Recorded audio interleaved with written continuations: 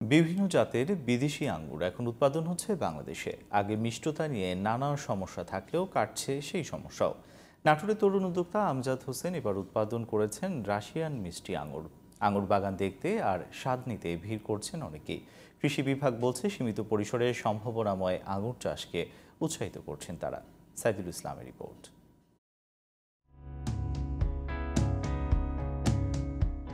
প্রায় শতভাগ আমদানি নির্ভর বিদেশি ফল আঙ্গুরের চাহিদা নেহায়েত কম নয় বাংলাদেশে। তাই গবেষকরা মিষ্টি আঙ্গুর উৎপাদনে অনেকদিন ধরেই চেষ্টা করছেন। সেই গবেষণায় এখনও পুরোপুরি সফলতা আসেনি। তবে সম্প্রতি নানা জাতের বর্ণিল আঙ্গুর ফলাচ্ছেন ব্যক্তি পর্যায়ের কৃষি উদ্যোক্তারা। তাদেরই একজন নাটোরের হালসার তরুণ উদ্যোক্তা আমজাদ হোসেন। তার বাড়ির আঙিনায় ছোট্ট বাগানে থোকায় থোকায় ঝুলছে নানান জাতের আঙ্গুর। 25টি জাত নিয়ে কাজ শুরু করলেও আমজাদের বাগানে এবার ফলেছে 7 জাতের আঙ্গুর। বিদেশি এই ফলের বাগান দেখতে প্রতিদিন জেলার বিভিন্ন প্রান্ত থেকে ছুটে আসছেন অনেকেই। মাথার উপর থোকায় থোকায় আঙ্গুর মুগ্ধতা ছড়াচ্ছে তাদের মনে।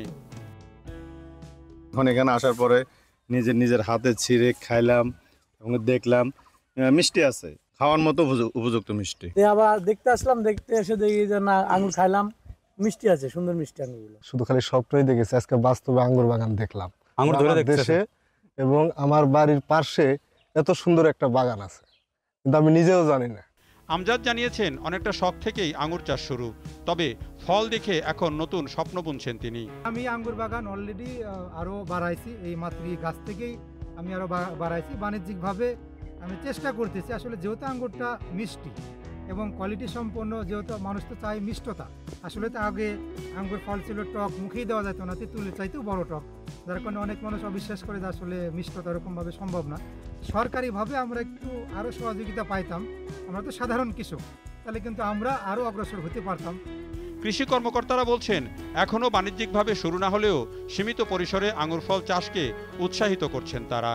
ফলগুলো কিছু কিছু জাতের সুমিষ্ট বা মিষ্টি, আমরা চাচ্ছি এই মিষ্টি জাতগুলো যদি তার মিষ্টতা ধরে রাখতে পারে, আমরা বিভিন্ন জেলায় ছড়ানোর চেষ্টা করে যাচ্ছি। কৃষি সম্প্রসারণ অধিদপ্তর সবসময় এই সমস্ত কৃষকদের পাশে থেকে সেবা দিয়ে যাচ্ছে। এই আঙ্গুর চাষে যদি কোনো কারিগরি দিক নির্দেশনা লাগে, পরামর্শ লাগে, কোনো সমস্যায় সম্মুখীন হয়, আমরা তাদের পাশে থেকে সেবা সমস্যার সমাধান করে দেব।